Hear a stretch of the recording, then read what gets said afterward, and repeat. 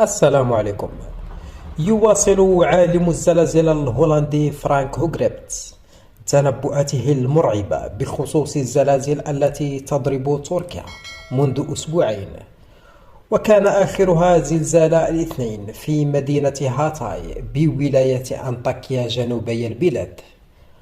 وغرد هوغريتس مساء الاثنين بعد دقائق من وقوع زلزال تركيا الجديد بتغريدة لفت فيها نظر متابعيه لتغريدته أمس، والتي توقع فيها وقوع هزات جديدة في المنطقة قبل حدوثها بنحو 24 ساعة تقريبا.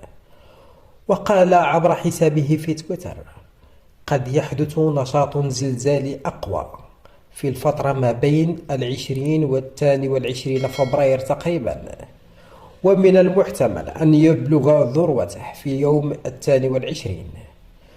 وغرد العالم الهولندي الذي تنبأ بوقوع زلزال تركيا المدمر قبل وقوعه بثلاثة قبل يومين على حسابه في تويتر: لا تنتظروا مني أن أقدم تنبؤات خاصة ببلد أو مدينة، كما قلت من قبل أنا لست نبيا.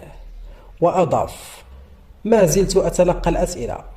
أحدث تقديراتنا موجودة على الموقع الإلكتروني. إذا كانت لدينا معلومات جديدة لمشاركتها فسنشاركها.